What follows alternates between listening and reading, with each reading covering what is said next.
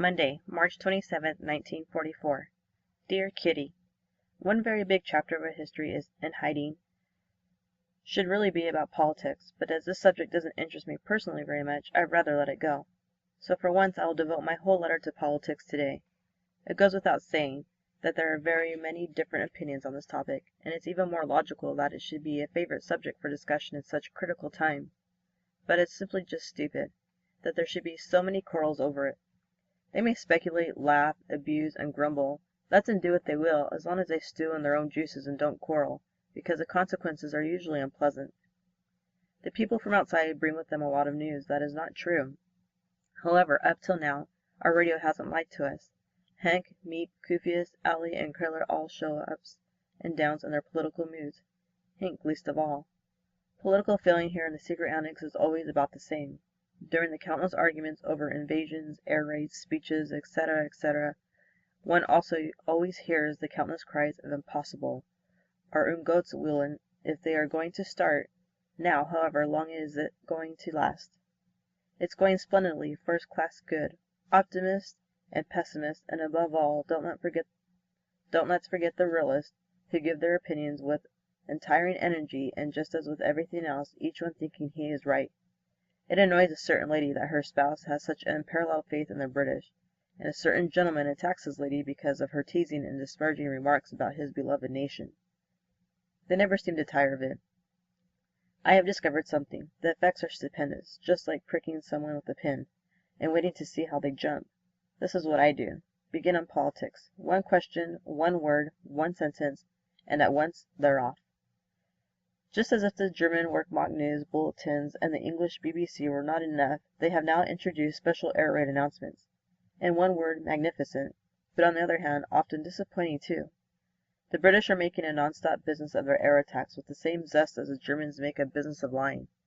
The radio therefore goes on early in the morning and is listened to all hours of the day until 9, 10, and often 11 o'clock in the evening. This is certainly a sign that the grown-ups have infinite patience, but it also means the power of absorption of their brains is pretty limited, with exceptions, of course. I don't want to hurt anyone's feelings. 1 or 2 news bulletins would be ample per day, but the old geese, well, I've said my piece.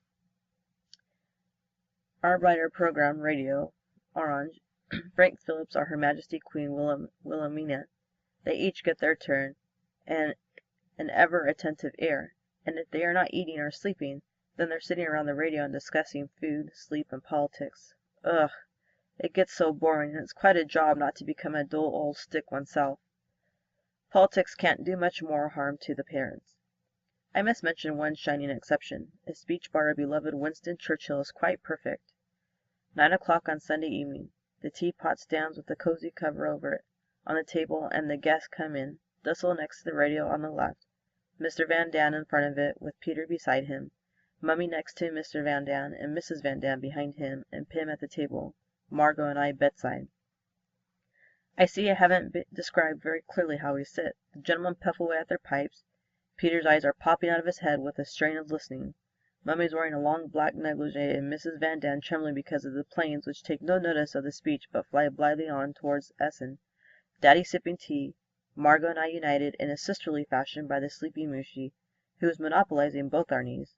Margot's hair is in curlers, and I am wearing a nightdress, which is much too small, too narrow, and too short. It all looks so intimate, snug, peaceful, and this time it is too. Yet I await the consequences with horror. They can hardly wait till the end of the speech, stamping their feet, so impatient that are they to get down to discussing it. Brrr! They egg each other on until the arguments lead to discord and quarrels. Yours, Anne. Tuesday, March 28, 1944. Dearest Kitty, I could write a lot more about politics, but I have heaps of other things to tell you today. First, Mummy has more or less forbidden me to go upstairs so often because, according to her, Mrs. Van Daan is jealous. Secondly, Peter has invited Margot to join us upstairs. I don't know whether it's just out of politeness or whether he really means it. Thirdly, I went and asked Daddy if he thought I need pay any regard to Mrs. Van Daan's jealousy, and he didn't think so. What next? Mummy is cross, perhaps jealous too. Daddy doesn't grudge us these times together, and thinks it's nice that we get on so well. Margot's fond of Peter too, but feels that two's company and three's a crowd. Mummy thinks that Peter's in love with me. Quite frankly, I only wish he were. Then we'd be quits and really be able to get to know each other. She also says that he keeps on looking at me. Now, I suppose that's true, but still I can't help it if he looks at my dimples and we wink at each other occasionally, can I? I'm in a very difficult position. Mummy is against me, and I'm against her. Daddy closes his eyes and tries not to see the silent battle between us.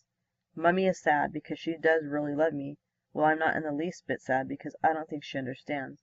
And Peter and I don't want to give Peter up. He's such a darling. I admire him so. It can grow into something beautiful between us. Why do the old uns have to poke their noses in all the time? Luckily, I'm quite used to hiding my feelings, and I manage extremely well not to let them see how mad I am about him.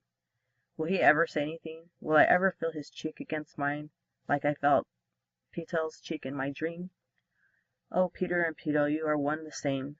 They don't understand us. Won't they ever grasp that we are happy, just sitting together and not saying a word? They don't understand what has driven us together like this. Oh, when will all these difficulties be overcome? And yet it is good to overcome them, because then the end will be all the more wonderful. When he lies with his head on his arm, with his eyes closed, then he is still a child. When he plays with Bocce, he is loving. When he carries potatoes or anything heavy, then he is strong. When he goes and watches the shooting or looks for burglars in the darkness, then he is brave. And when he is so awkward and clumsy, then he is just a pet. I like it better if he explains something to me than when I have to teach him. I'd really adore him to be my superior in almost anything. What do we care about two mothers? Oh, but if only he would speak. Yours, Anne. Wednesday, March 29, 1944. Dear Kitty, Bolkestein, an MP, was speaking on the Dutch news from London, and he said that they ought to make a collection of diaries and letters after the war. Of course, they all made a rush at my diary immediately. Just imagine how interesting it would be if I were to publish a romance of the secret annex.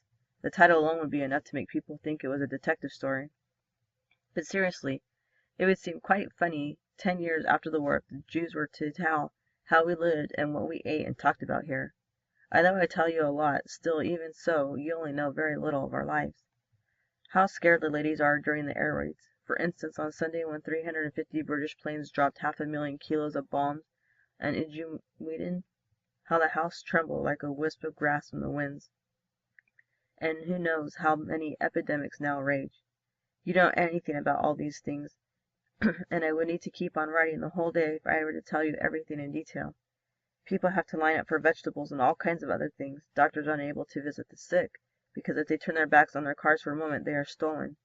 Burglaries and thefts abound, so much so that you wonder what has taken hold of the Dutch for them suddenly to have become such thieves. Little children of 8 and 11 years break the windows of people's homes and steal whatever they can lay their hands on. No one dares to leave his house unoccupied for 5 minutes, because if you go, your things go too. Every day there are announcements in the newspaper offering rewards for the return of lost property, typewriters, Persian rugs, electric clocks, cloth, etc., etc. Electric clocks in the street are dismantled, public telephones are pulled to pieces down to the last thread. Morale among the population can't be good.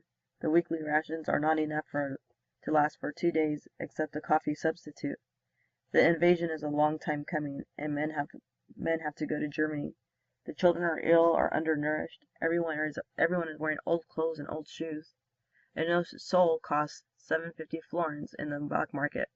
Moreover, hardly any of the shoemakers will accept shoe repair, or if they do, you have to wait months, during which time the shoes often disappear. There's one good thing in the midst of it all, which is that as food gets worse and the measures against the people more severe, so sabotage against the authorities steadily increase. The people in the food offices, the police, officials, they all either work with their fellow citizens and help them, or they tell tales of them and have them sent to prison. Fortunately, only a small percentage of Dutch people are on the wrong side. Yours, Anne. Friday, March 31st, 1944. Dear Kitty, think of it.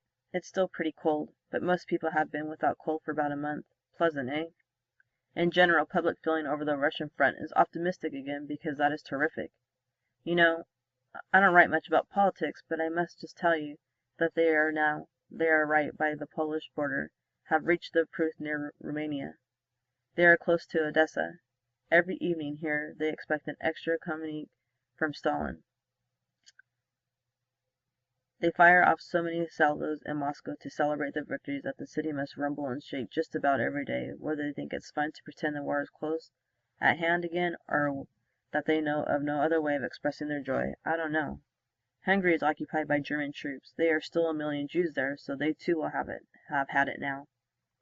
The chatter about Peter and me has calmed down a bit. Now we are very good friends, and together a lot discuss every imaginable subject. It is awfully nice never to have to keep a check on myself as I would have to with other boys, whenever we get to precarious ground. We are talking, for instance, about blood, and via the subject we began talking about menstruation. He thinks we women are pretty tough. Why on earth? My life here has improved, greatly improved. God has not left me alone, and will not leave me alone. Yours, Anne.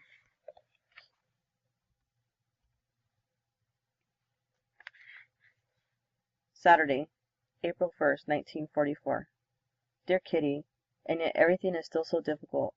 I expect you can guess what I mean, can't you? I am so longing for a kiss. The kiss is so long in coming. I wonder if all the time he still regards me as a friend. Am I nothing more? You know and I know that I am strong, that I can carry most of my burdens alone. I have never been used to sharing my troubles with anyone. I have never clung to my mother, but now I would so love to lay my head on his shoulder just once and remain still. I simply can't ever forget that dream of Peter's cheek, when it was all so good. Wouldn't he long for it too? Is it that he is just too shy to acknowledge his love? Why does he want me with him so often? Oh, why doesn't he speak? I'd better stop. I must be quiet. I shall remain strong, and with a bit of patience the others will come too. But that is the worst of it. It looks just as if I'm running after him. I am always the one who goes upstairs. He doesn't come to me. But that is just because of the rooms, and he is sure to understand the difficulty. Oh, yes, and there's more he'll understand. Yours, Anne. Monday, April 3rd, 1944. Dear Kitty, contrary to my usual custom, I will for once write more fully about food because it has become a very difficult and important matter, not only here in the secret annex, but in the whole of Holland, all Europe, and even beyond. In the 21 months that we've spent here, we have been through a good many food cycles. You'll understand what that means in a minute. When I talk of food cycles, I mean periods in which one has nothing else but to eat but one particular dish or kind of vegetable. We have nothing but endive for a long time, day in, day out, endive with sand, endive without sand, stew with endive, boiled or in casserole. Then it was spinach, and after that followed kohlrabi, salsify, cucumbers, tomatoes, sauerkraut, etc., etc. For instance, it's really disagreeable to eat a lot of sauerkraut for lunch and supper every day, but you do it if you're hungry. However, we have the most delightful period of all now, because we don't get any fresh vegetables at all. Our weekly menu for supper consists of kidney beans, pea soup, potatoes and dumplings, potatoes, shallot, and by the grace of God occasionally turnip tops, our rotten carrots, and then the kidney beans once again. We eat potatoes at every meal, beginning with breakfast because of the bread shortage. We make our soup from kidneys or haricot beans, potatoes, julienne soup in packets, French beans in packets, kidney beans in packets. Everything contains beans, not to mention the bread.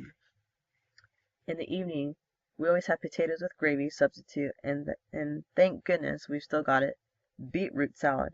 I must still tell you about the dumplings which we make out of government flour, water, and yeast. They are so sticky and tough, they lie like stones on one's stomach. Oh well, the great attraction each week is a slice of liver sausage and jam on dry bread. But we're still alive, and quite often we even enjoy our poor meals. Yours, Anne.